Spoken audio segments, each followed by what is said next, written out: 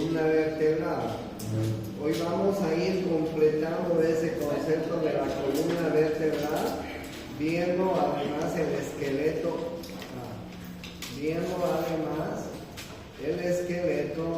el esqueleto del tórax. Bueno, como ustedes saben, nosotros tenemos 12 pares de costillas. Yo ya les he explicado que los 12 pares de costillas en la parte posterior se articulan con las vértebras torácicas y en la parte anterior se van a articular con este hueso que tenemos adelante del tórax, que se llama el esternón. El esternón es un hueso plano, tiene 3 partes: el manubrio, el cuerpo esternal y el apéndice xifoides. Además tiene una cara externa, tiene una cara interna y tiene bordes laterales, ¿sí? No se olviden de las 3 partes del esternón: el manubrio, el cuerpo y el apéndice xifoides. ¿Ya?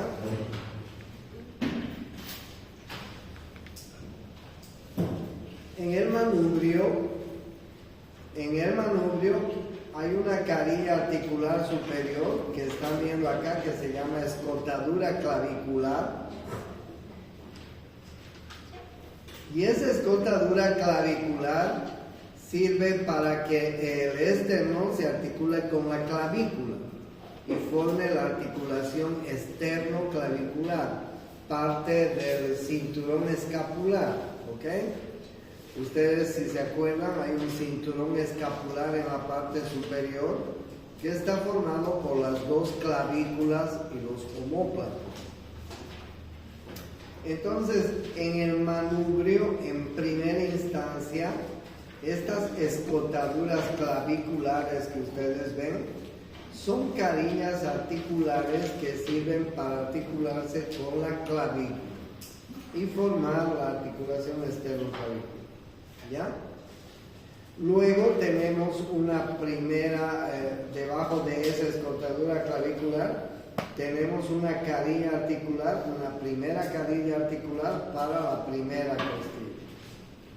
Un poco más abajo para la segunda costilla, para la tercera, para la cuarta, para la quinta, para la sexta y para la séptima.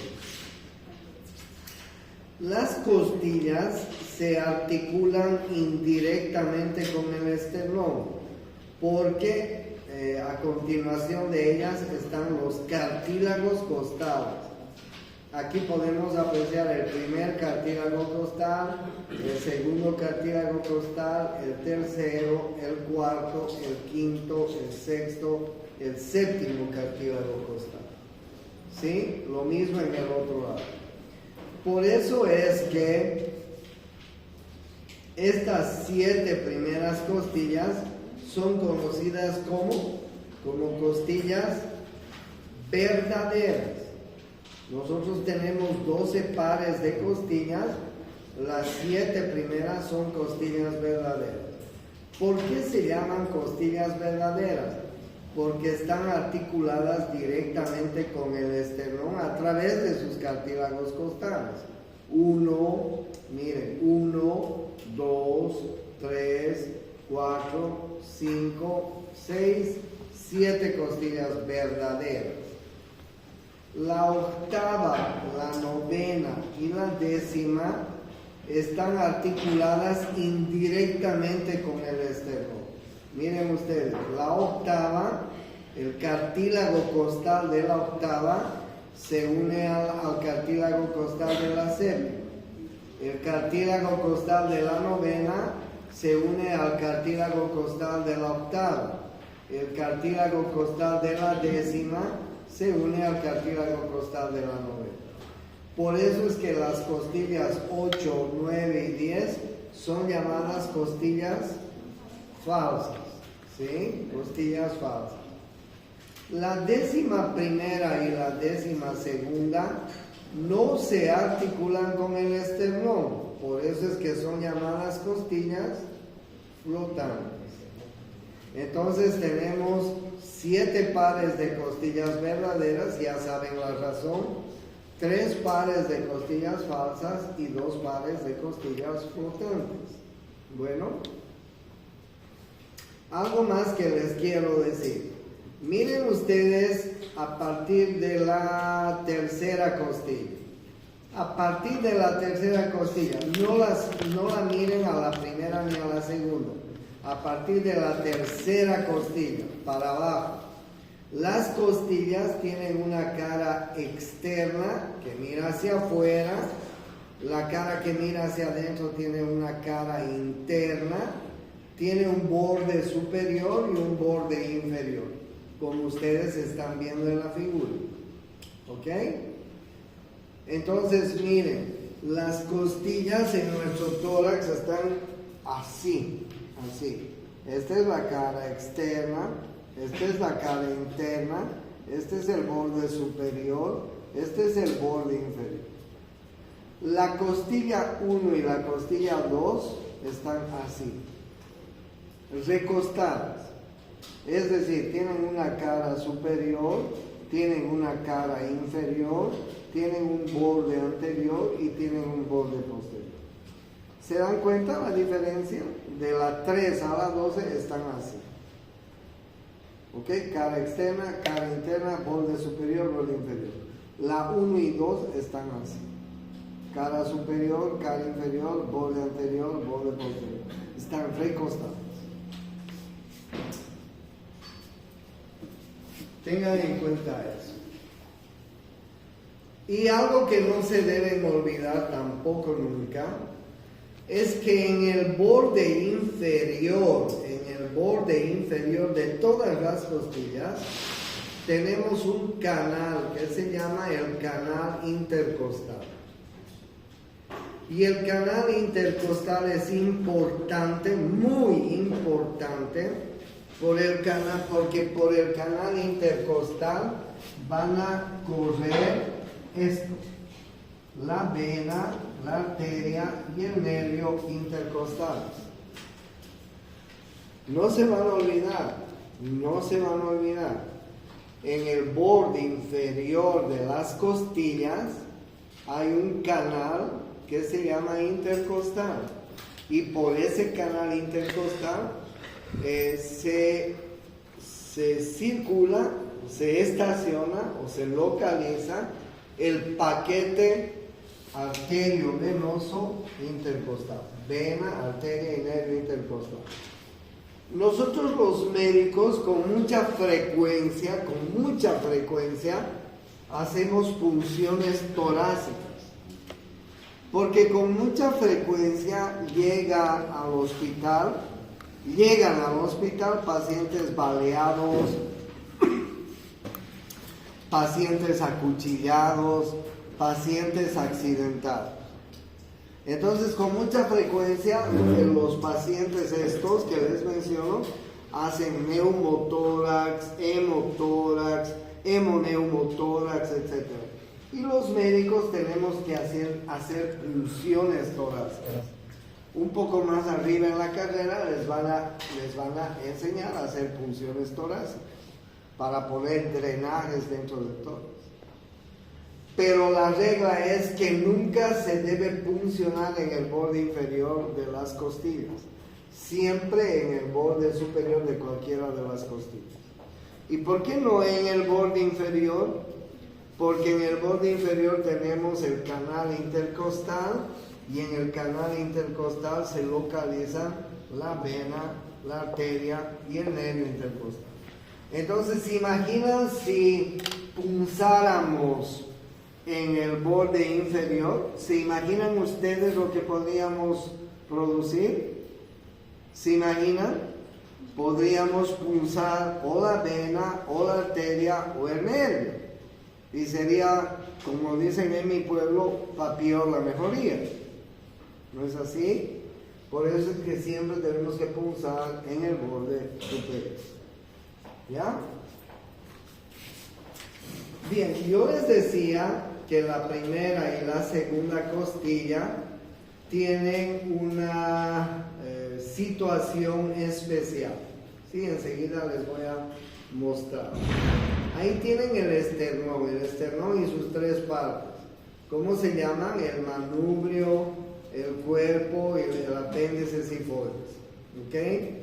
Cara externa, cara interna y bordes laterales, donde vamos a encontrar carillas articulares para los cartílagos intercostales. No se olviden que acá vamos a encontrar la escotadura clavicular. Es una carilla articular. ¿Con quién se articula la escotadura clavicular? Con la clavija. Y da la articulación externo-clavicular. No se olviden que acá en la parte superior del manubrio hay una escotadura muy importante, se llama la escotadura yugular. ¿Se pueden tocar, por favor, su escotadura yugular? Todos tenemos, ¿no? Algunos un poco más prominentes y otros menos. Yo tengo prominente mi escotadura yugular. Nos sirve a los médicos, nos sirve la escotadura yugular de punto de referencia, porque a partir de la escotadura yugular hacemos punciones para agarrar la vena subclavia. Es importante la escotadura yugular. Ya les van a enseñar por qué es importante y por qué es una referencia importante. Entonces ustedes pueden ver en las caras laterales las articulaciones, las carillas articulares para la 1, 2, 3, 4, 5, 6 y 7 costillas. ¿Ok? La unión entre el manubrio y el cuerpo se llama el ángulo de Loeys. El ángulo de Loeys. Loeys se escribe así, el ángulo de Loeys. ¿Ya? Ustedes van a ver alguna vez en algunos pacientes que tienen enfermedades pulmonares crónicas, el ángulo de Loeys bien abultado, sí, bien abultado. ¿Ya? El libro dice que tiene la forma de una espada romana, pero ni menciono. ¿Quién conoce una espada romana? Yo jamás, ni yo he visto que soy de la época de los soldados romanos, pero nunca he visto una espada romana. Ahora, yo les decía esto, la costilla 1 y la costilla 2 tienen una situación especial en cuanto a su posición. Están así, echadas. O sea, cada una de estas dos costillas, de estos dos pares, tienen una cara superior, una cara inferior, un borde anterior y un borde posterior, como ustedes pueden evidenciar acá. ¿Ya? La 1 y la 2. Desde la 3 para abajo, así. Cara externa, interna, borde superior, borde inferior. ¿Cuáles son las partes de una costilla? La cabeza, el tubérculo y al medio de los dos el cuello. La cabeza, el tubérculo y al medio de los dos el cuello. El ángulo de la costilla y el cuerpo de la costilla. ¿Ok? No se olviden. Cabeza, tubérculo, cuello, el ángulo de la costilla y el cuerpo de la costilla. El cuerpo, ya saben, en la mayoría de las costillas tienen cara externa, cara interna, borde superior y borde inferior, excepto en la costilla 1 y 2. ¿Ok? Y ustedes ven cómo está articulada la costilla con las vértebras torácicas. La cabeza de la costilla se articula con la carilla articular que tenemos en el cuerpo. Y el tubérculo de la costilla se articula con la carilla articular que tenemos en la apófisis transversa. Así están articuladas las costillas con las vértebras torácicas, por cierto. Tenemos 12 vértebras torácicas, tenemos 12 pares de costillas, ¿no es cierto? Entonces, fíjense, las costillas están articuladas con las vértebras a través de las cabezas y de los tubérculos. Las cabezas con la carilla articular del cuerpo, los tubérculos con la carilla articular de la apófisis transversa. ¿Ok? De esta manera. Y no se olviden que por adelante están articuladas con el esternón a través de sus cartílagos costales, no directamente. Entonces ahí estamos viendo el arco del tórax, el arco que forma el tórax. Bueno, no se olviden que en el borde inferior hay un canal intercostal. Y bueno, también ustedes pueden ver acá cómo estas articulaciones entre las costillas y las vértebras torácicas tienen unas articulaciones muy bien reforzadas, tienen cápsula articular, tienen ligamentos que van a rodear las articulaciones. Miren acá, aquí hay un ligamento radiado de la cabeza de la costilla, aquí hay un ligamento costotransverso que une el cuello a la apófisis transversa. Aquí, además de cada articulación tener su cápsula articular, tienen ligamentos que refuerzan la articulación, como ustedes están viendo acá, el ligamento costotransverso lateral, por ejemplo, es un ligamento que va a reforzar la articulación. Entonces, estas articulaciones entre las costillas y las vértebras torácicas son articulaciones muy bien reforzadas por ligamentos. Bueno, bien, eso es en cuanto a el tórax. Entonces ya saben ustedes cómo se forma el tórax. Bien, vamos a ir viendo una serie de músculos que tenemos en el tórax, que son músculos que van a terminar de completar el esqueleto del tórax. Bueno, en primer lugar tenemos el trapecio. Alguna vez ya les he mostrado. El trapecio es un músculo rango, como decimos en Santa Cruz. Porque miren ustedes el origen. En la tuberosidad occipital externa, línea nucal superior, apófisis espinosas de las vértebras cervicales, apófisis espinosas de las vértebras torácicas hasta la 12. Y de ahí sus fibras musculares de este poderoso músculo vienen a la espina del omóplato, vienen al acromion y dan la vuelta hasta la clavícula. O sea, es una musculatura muy importante y superficial del cuello, ¿no? El nombre del trapecio viene de trepar, ¿ok? Viene de trepar. Por eso se llama trapecio. Porque nos ayuda a trepar. Por ejemplo, si queremos subir una escalera, usamos el trapecio. Si queremos escalar, usamos el trapecio. Si queremos nadar, usamos el trapecio. Bueno, es un músculo importante. Entonces, el trapecio es uno de los músculos superficiales del cuello. Y está en la parte posterior, por cierto, ¿no?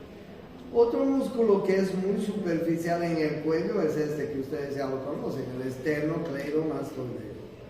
El esternocleidomastoideo. ¿Ya? Esternocleidomastoideo. El esternocleidomastoideo nace en el esternón, en la clavícula, en la apófisis mastoides. Pero incluso este músculo tiene la particularidad de tener unas fibras musculares,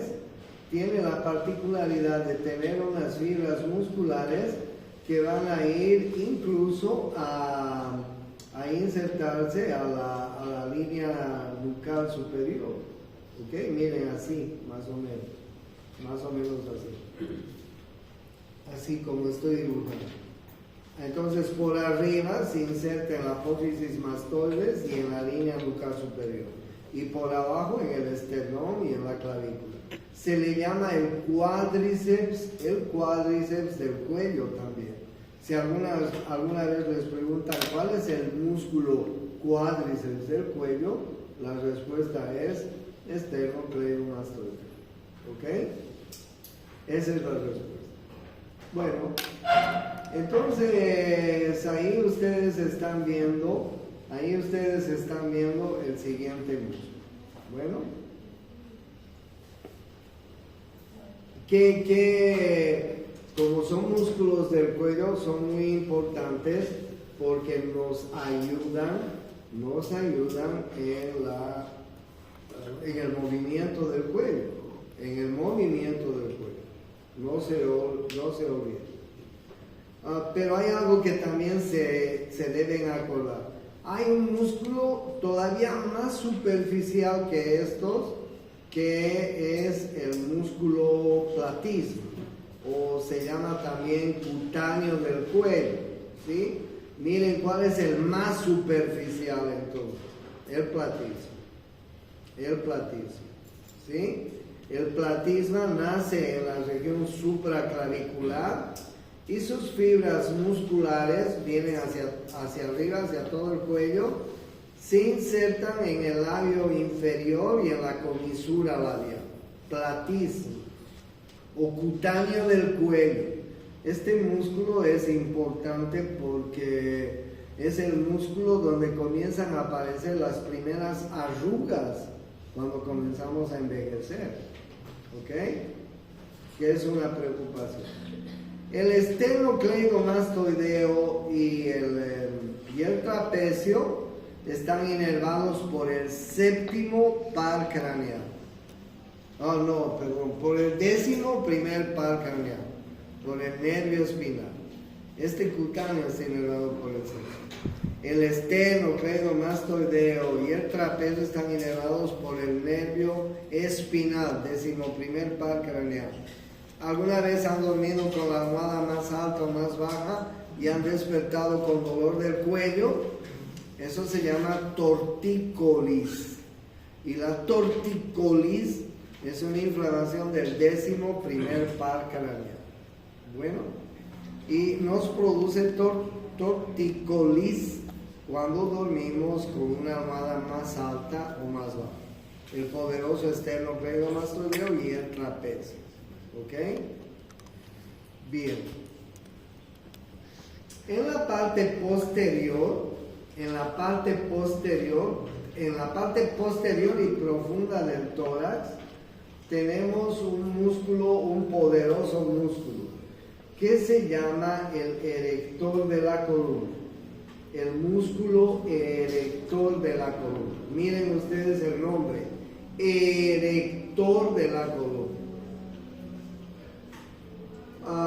Y el músculo erector de la columna está formado, como ustedes están viendo, por un tracto lateral que está en la parte lateral de la columna y por un tracto medial que está en la parte medial de la columna. Ahí les estoy mostrando el tracto lateral, los músculos que conforman el tracto lateral, y miren la diferencia con los músculos que conforman el tracto medial. Los del tracto medial están en el medio, por eso se llaman tracto medial. Y los del tracto lateral están a un ladito de las vértebras, por eso se llaman tracto lateral. Pero en conjunto, tracto lateral y tracto medial forman un músculo que se llama erector de la columna, el erector de la columna. ¿Por qué se llama erector de la columna? Pues se dan cuenta todos, ¿no? es el músculo que nos permite estar en bipedestación. Gracias a ese músculo podemos, los seres humanos, erectar la columna. Esa es una característica solo de nosotros, ¿no? De los seres humanos. Porque ustedes saben que los mamíferos también tienen una buena masa muscular allá, pero no es el erector de la columna. Porque los mamíferos son cuadrúpedos, ¿no? ¿Cuáles son los músculos que forman el tracto lateral? Miren, el primer músculo es el iliocostal. El primer músculo, el número 1 en la figura, es el iliocostal. El iliocostal tiene sus partes, como ustedes están viendo en la figura, parte lumbar, parte torácica y parte cervical. Lo único que quiero que aprendan es cuáles son los músculos del tracto lateral. Ni siquiera les voy a pedir, ni nadie les va a preguntar de dónde a dónde van. Ni necesitan siquiera, a no ser que alguien de ustedes sea neurocirujano, ortopedista, pues les enseñarán en la residencia. ¿Ok? Pero lo único que necesitamos es saber los nombres y sus porciones. El primer músculo se llama iliocostal y como ustedes están viendo, el iliocostal tiene 3 porciones. Una porción lumbar, una porción torácica y una porción cervical. ¿Ya? Todos estos músculos están inervados por las ramas dorsales de los nervios espinales. ¿Ok? El segundo músculo, el 4, el 5 y el 6 que ustedes están viendo en la figura, se llama el longísimo. El longísimo. Y el longísimo también tiene 3 porciones como ustedes están viendo. El longísimo torácico, el longísimo cervical y el longísimo de la cabeza. ¿Ok? ¿Cómo se llama el primer músculo? Iliocostal. ¿Cuántas porciones tiene? 3. Lumbar, torácica y cervical. Y el longísimo, 3. ¿Sí? ¿Cuáles serán? Torácica, cervical y...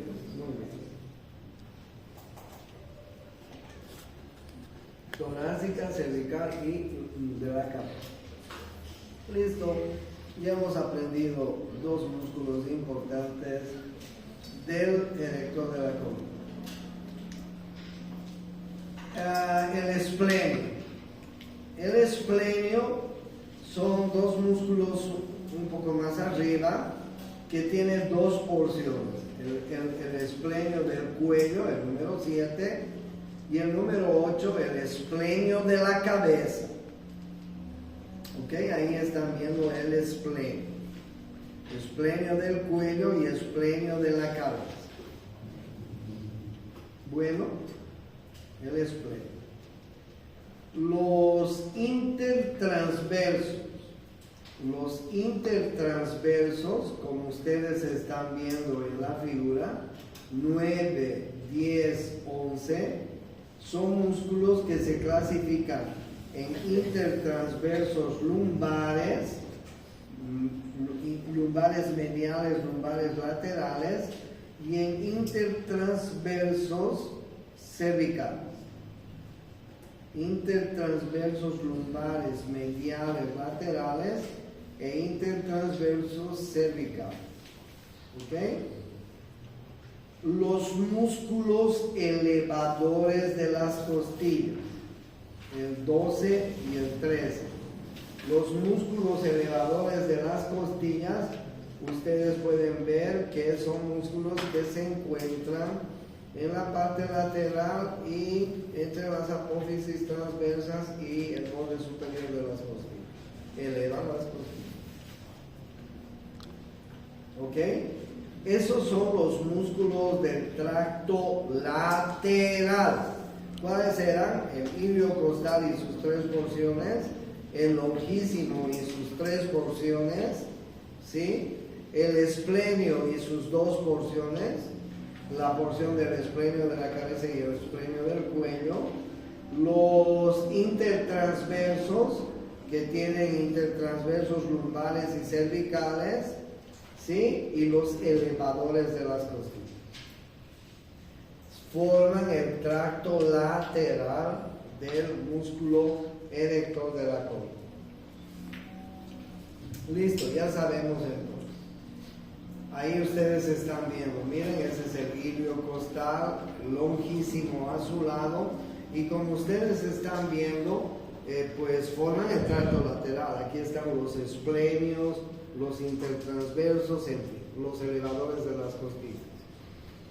Entonces, esta masa muscular que tenemos allá en la parte posterior son músculos profundos que forman el erector de la columna, tracto lateral. Pero yo les he dicho que el erector de la columna no solamente tiene un tracto lateral, sino que también tiene un tracto medial. El tracto medial son músculos que están en el medio, ni donde perderse, en el medio. Y miren ustedes, los interespinosos cervicales, los interespinosos lumbares, los espinosos torácicos y los espinosos cervicales. No hay donde perderse, ¿no? Interespinosos están entre las apófisis espinosas. Los espinosos también están en relación con las apófisis espinosas. Interespinosos, hay interespinosos cervicales, interespinosos lumbares, ¿ok? Y los espinosos, hay espinoso torácico y espinoso cervical. Bueno, interespinosos y espinosos. El 5 y el 6 se llaman rotadores cortos y largos. Rotadores cortos y rotadores largos. Miren ustedes, los rotadores cortos y largos parecen arbolitos de Navidad ahí, ¿no? Rotadores cortos. El número 7 se llaman los multifidos. Los multifidos. ¿Ok? Los multifidos. Y finalmente el 8, el 9 y el 10 se llaman espinosos. El espinoso cervical, el espinoso de la cabeza y el espinoso semiespinoso torácico. Semiespinoso de la cabeza, semiespinoso cervical y el semiespinoso torácico. En síntesis, ¿cuáles son los músculos erectores de la espalda que conforman el tracto medial? ¿Cuáles son? El interespinoso y el espinoso. El interespinoso tiene una porción cervical y una porción lumbar. El espinoso tiene una porción torácica y una porción cervical. Perfecto. Los rotadores cortos y largos de la columna, ¿no? Y luego tenemos los multifidos, el número 7, multifidos. Y finalmente tenemos los semiespinosos 8, 9 y 10, que se clasifican en semiespinosos torácicos, semiespinosos de la cabeza y semiespinosos cervicales. Listo, ya está. Ya hemos terminado. Bueno, y ahí está la masa muscular que forma el tracto medial. El tracto medial. Entonces hay dos tractos ahí, el tracto medial y el tracto lateral, que en conjunto forman el erector de la columna. El erector de la columna. También tenemos acá, y debemos mencionar, los músculos cortos que tenemos en la nuca. Acuérdense de la línea nucal superior y la línea nucal inferior que nos aprendimos cuando veíamos el occipital, en la parte posterior. Y también les decía que en esa parte posterior de las líneas nucales vamos a encontrar los músculos de la nuca, los músculos cortos de la nuca. ¿Ok? Y los músculos cortos de la nuca ustedes los pueden ver acá. El número 1 es el recto posterior de la cabeza. El número 2 es el recto posterior menor de la cabeza. Recto posterior mayor, recto posterior menor, el oblicuo superior y el oblicuo inferior. ¿Ok? Ahí está. Recto posterior mayor de la cabeza, recto posterior menor de la cabeza, el oblicuo mayor y el oblicuo menor. ¿Qué hacen estos músculos de la nuca? ¿Qué hacen? Llevan hacia atrás, son rotadores. ¿Ok? Entonces no hay dónde perderse, ¿no? ¿Quién inerva? Pues están inervados por el plexo cervical. ¿Cuáles son los músculos de la nuca? Yo no les preguntaría, dígame la inserción del recto posterior mayor de la cabeza. Un huevo, eso es para. Pero lo que sí tienen que aprender es el grupo muscular, ¿no? ¿Quiénes son? Los músculos de la nuca, los músculos cortos de la nuca. Y los músculos cortos de la nuca son el recto posterior mayor, el recto posterior menor, ¿sí? El oblicuo superior y el oblicuo inferior, como ustedes están viendo en la figura. Estos de acá son los prevertebrales. ¿Por qué se llaman prevertebrales? Están delante de la columna vertebral. ¿Qué hacen los prevertebrales? Miren, llevan adelante el cuello y lateralizan. ¿Ya?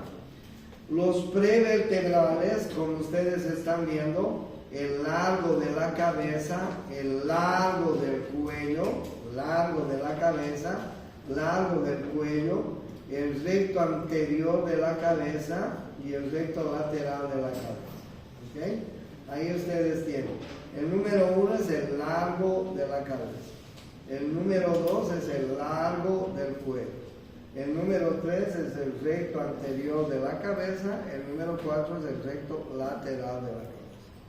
Músculos prevertebrales. Miren ustedes, nacen algunos en la apófisis basilar, el largo de la cabeza, por ejemplo, nace en la apófisis basilar y vienen a las apófisis transversas de las primeras 4 vértebras cervicales.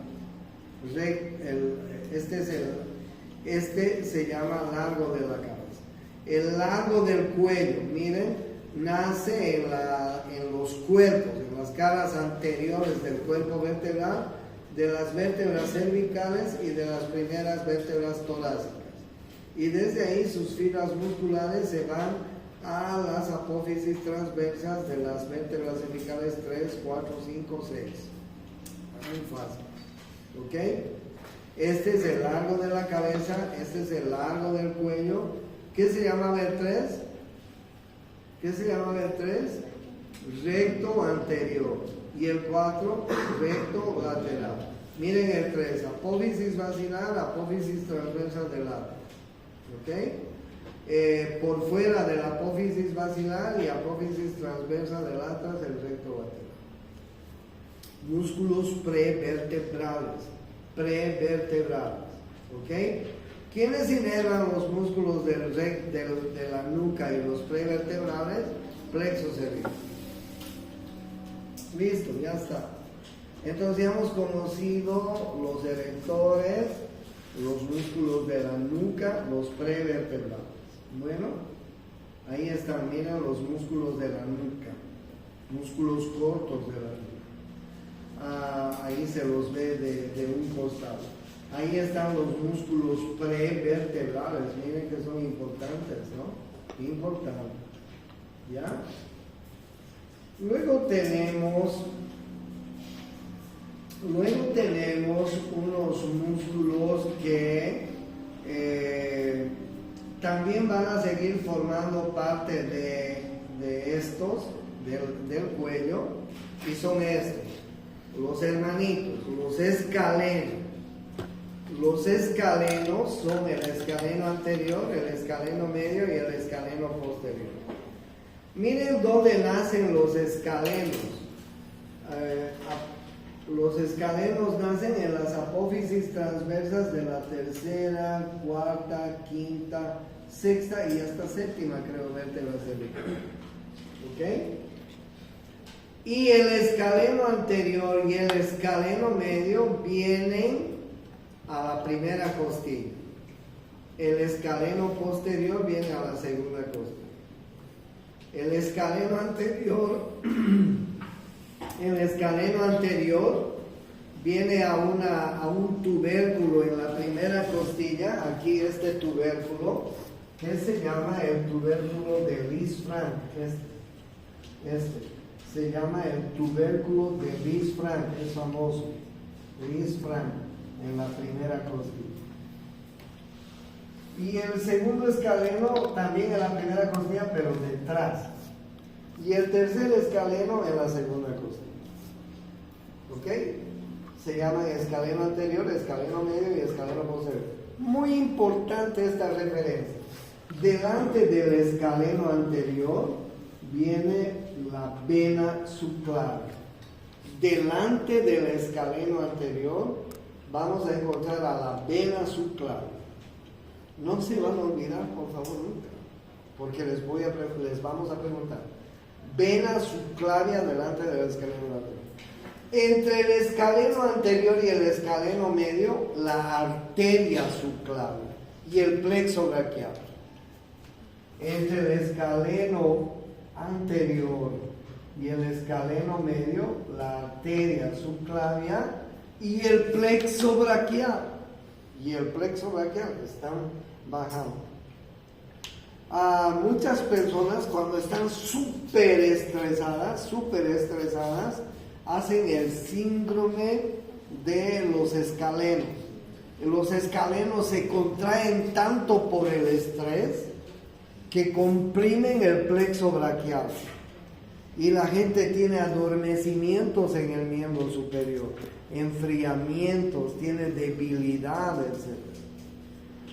Los médicos a veces nos tornamos confusos porque pensamos que es alguna lesión del miembro superior, pero no es nada más que la contracción de los escalenos que están comprimiendo a la salida el plexo braquial.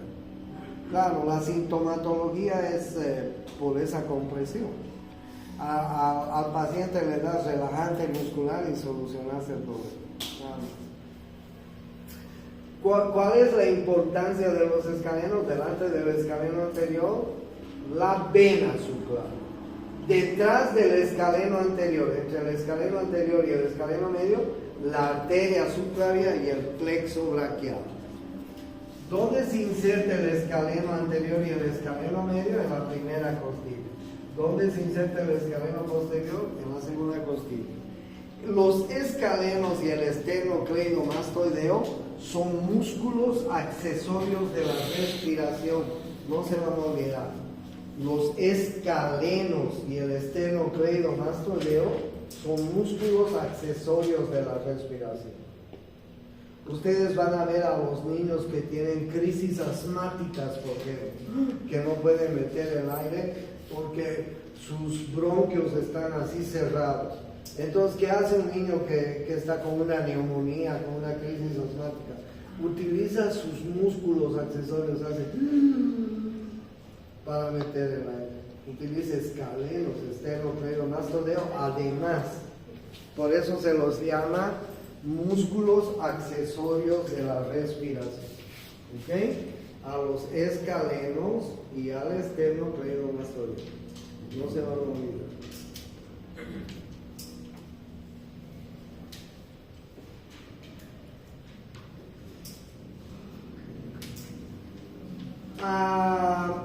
Entre las costillas tenemos los músculos intercostales. Tenemos los músculos intercostales externos e intercostales internos. ¿Dónde nacen? Pues es simple, miren ustedes. Nace en el borde inferior y viene al borde superior. Los intercostales externos son oblicuos en un sentido, los intercostales internos son oblicuos en sentido contrario. ¿Están viendo cómo son los intercostales? los externos,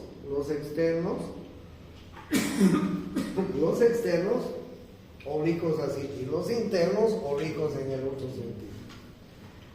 ¿Y por qué les estoy hablando de los intercostales?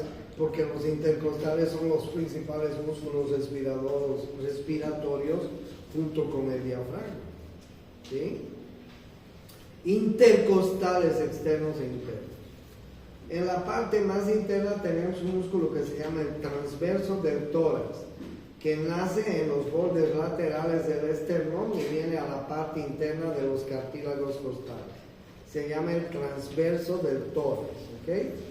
Es muy importante. Desciende las costillas. Los que sí son importantes, que me tienen que estar aprendiendo, porque ya vamos a entrar a la parte del aparato respiratorio y cardiocirculatorio, es los músculos respiratorios que les estoy mencionando. ¿Ok?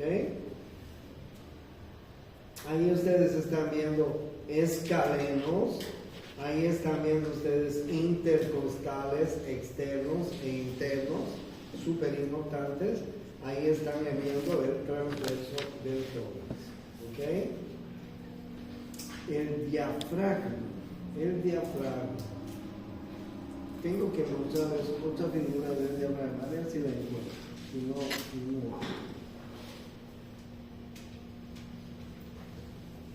Denme un minuto.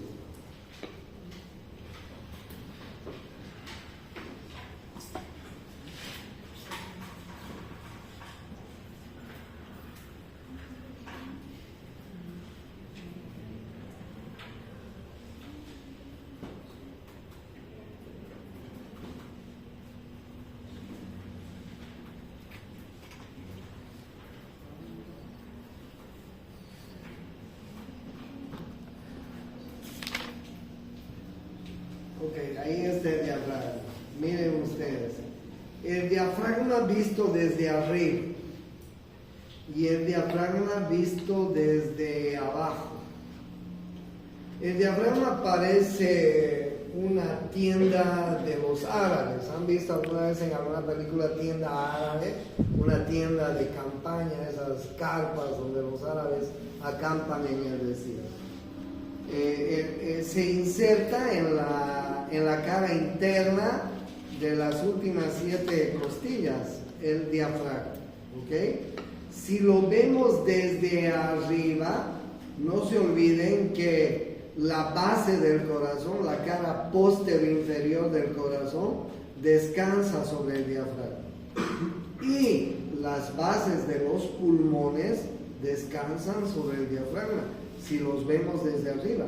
O sea, es un músculo súper importante el diafragma, porque además está separando el tórax del abdomen, ¿no es así?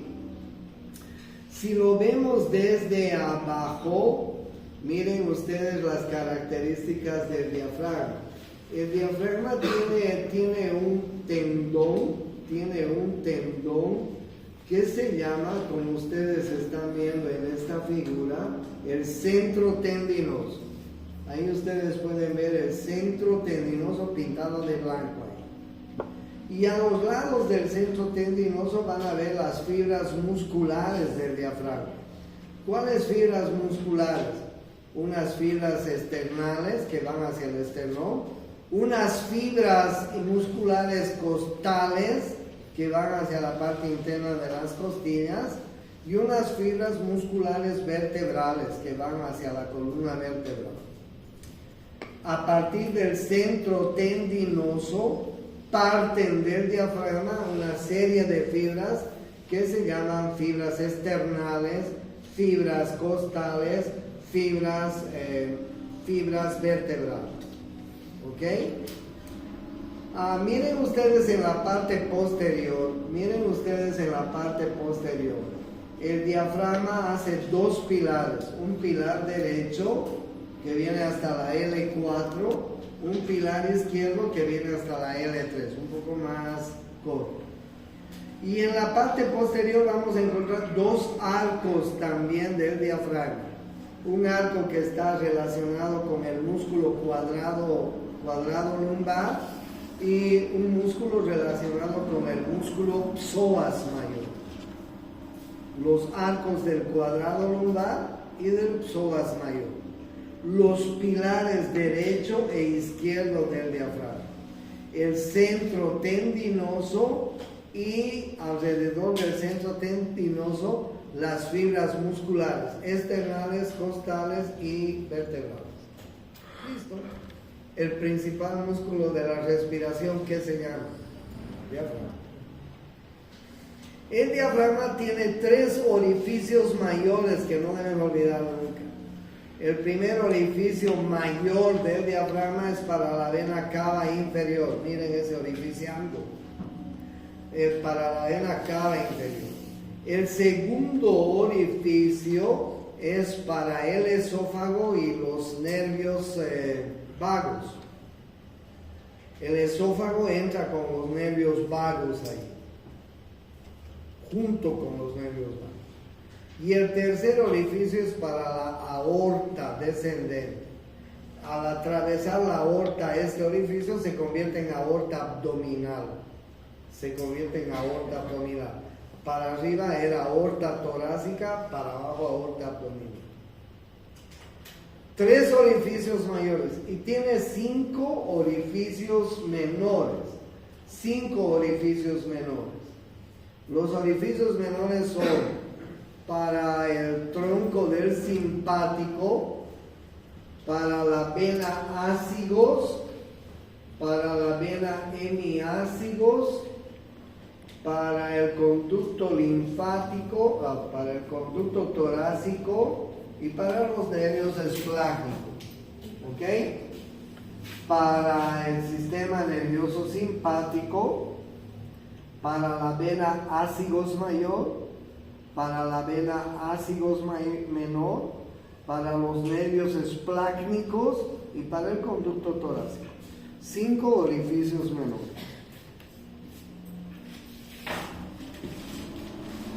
¿Quién inerva? ¿Quién sabe quién inerva el diafragma?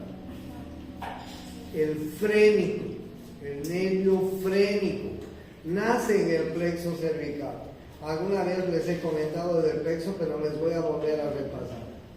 Es un nervio interesantísimo el frénico, nace en el plexo cervical, baja por todo el tórax entre la pleura y el pericardio y viene a inervar el diafragma.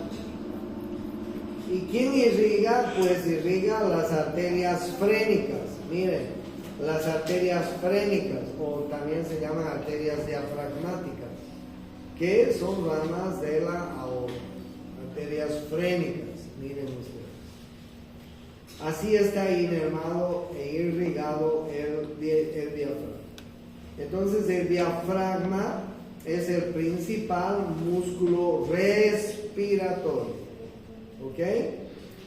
Pero también en el abdomen, ese es en el tórax. En el abdomen tenemos una serie de músculos que les voy a mencionar porque estos músculos del abdomen se los voy a estudiar mucho más detenidamente cuando veamos la pared abdominal. Pero ahora les tengo que mencionar porque estos músculos del abdomen son músculos expiratorios. Participan en la expiración. Si yo a cualquiera de ustedes les pido que expire profundamente, saque todo el aire de los pulmones, se van a dar cuenta que para hacer ese esfuerzo trabajamos los músculos del abdomen. ¿Ok? El primer músculo que debo mencionar es este que ustedes están viendo. Este músculo se llama el recto abdominal. Se origina en las 7 últimas costillas, no, 7 últimas costillas, en la apófisis sifoides del esternón y se inserta en la espina del pubis, miren ustedes. Es un músculo poligástrico, tiene sus tendones intermedios. Ustedes saben que la gente que hace ejercicios, gimnasia, deportistas, futbolistas, etcétera, siempre están mostrando sus juegos abdominales, ¿no es así? No les quiero mostrar en los míos para que no se asusten, pero bueno. Entonces ese es el recto abdominal. ¿Okay? Es un músculo poligástrico con tendones intermedios. Por eso es que alguna gente que los tiene marcados puede mostrar bien sus abdominales. Se llama recto del abdomen. ¿Ya? En la pared lateral, miren, aquí está el recto anterior. En la pared lateral, miren ustedes, en la pared lateral tenemos tres músculos: el oblicuo externo, el oblicuo interno y el transverso, ¿ok? Que vienen a formar parte de la pared lateral. Les muestro un poco. ¿Dónde están por ahí?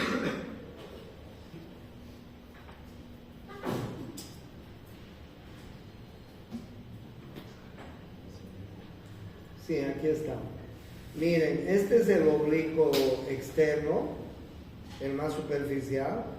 Este es el oblicuo interno y este es el transverso. ¿Okay?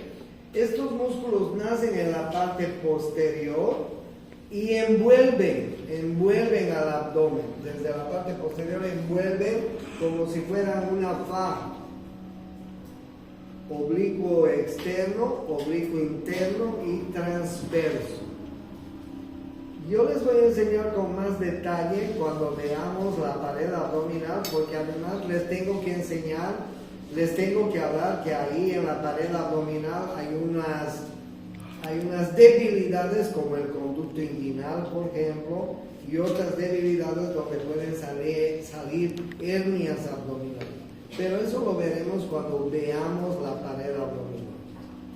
Y finalmente hay otro músculo posterior que forma parte de la pared del abdomen, que es este: el psoas ilíaco y el cuadrado lumbar. El psoas ilíaco y el cuadrado lumbar. ¿Ok? Psoas ilíaco y el cuadrado lumbar. Ahí están viendo el psoas ilíaco, psoas mayor, ilíaco y el cuadrado lumbar.